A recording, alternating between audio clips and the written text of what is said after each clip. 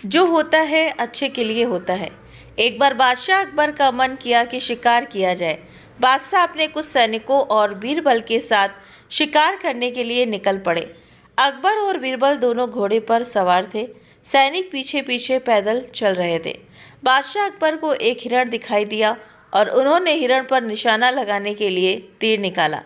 जैसे ही बादशाह ने तीर धनुष पर चढ़ाया तो जल्दबाजी में तीर की नुकीली धार से बादशाह की उंगली में गहरा घाव हो गया और खून निकल आया। ये नज़ारा देखकर बीरबल की हंसी छूट गई। अकबर को ये देखकर गुस्सा आ गया। अकबर बोले, बीरबल, यहाँ मेरी उंगली कट गई और तुम्हें हंसी आ रही है।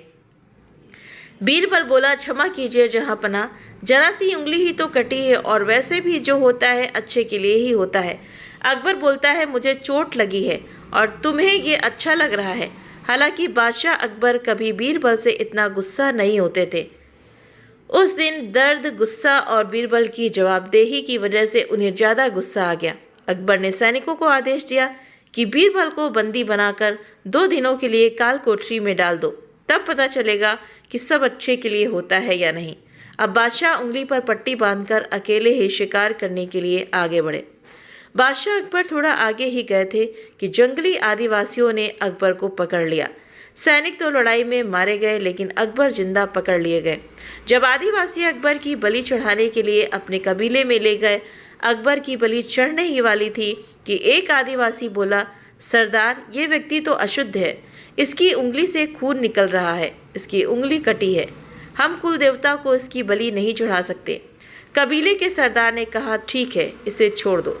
जब बादशाह अकबर जंगल से अपने महल पहुंचे तो बीरबल से मिले और कहा, बीरबल, मुझे माफ़ करना, तुमने सही कहा था, जो भी होता है वो अच्छे के लिए होता है, मुझे तुमको सज़ा नहीं देनी चाहिए थी।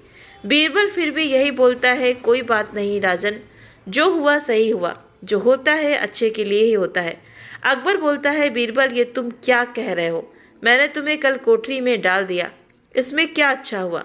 बीरबल बोला, यही जनापना कि यदि आपने मुझे सज़ा नहीं दी होती और मैं आपके साथ होता तो वो आदिवासी फिर मेरी बलि चाह देते। ये बात सुनकर अकबर बहुत प्रभावित थे और दोनों फिर ठहाके मारकर हंसने लगे। तो सच बात है, जो भी हमारे साथ होता है वो अच्छे के लिए होता है, लेकिन हम समझ नहीं पाते हैं। हम बार बार यही भगवान से कहते हैं, हमारे पास अगर कोई दुख आता है, कोई घटना घटती है, तो हम यही सोचते हैं ना कि भगवान ने मेरे साथ ऐसा क्यों किया। लेकिन भगवान कभी भी अपने बंदों के साथ में बुरा नहीं करता है। आपको उन पर सच्ची लगन रखनी चाहिए, सच्ची आस्था रखनी चाहिए। और अगर आपने सच्चे अर्थों में, यानी कि सच्चे मन से भगवान की भक्ति करी है, तो वो आपके साथ कभी बुरा नहीं होने देगा। और भगवान कहते नहीं, अगर भगवान की भक्ति में इतनी शक्ति होती है कि वो सूल को भी कांटा बना सकता है। आपके पास अगर बड़ा दुख आने वाला होगा तो उसकी भक्ति से वो होगा कि आपको दुख तो मिलेगा, लेकिन वो दुख आपको एक बहुत छोटा सा तिनके के बराबर दुख मिलेगा।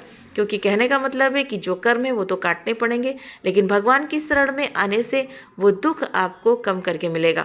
और इस कहानी से हमें ये सीख मिलती है कि जो भी हमारे साथ होता है वो अच्छे के लिए होता है। कहीं ना कहीं हमारे लिए उसमें भलाई ही छुपी होती है, बस हम उसको देख नहीं पाते। तो इसलिए हमें अपना ऐसा नज़रिया बनाना चाहिए कि जो होता है हमारे साथ वो अच्छे के लिए होता है और हमारे कर्मों के अनुसार ही होता है।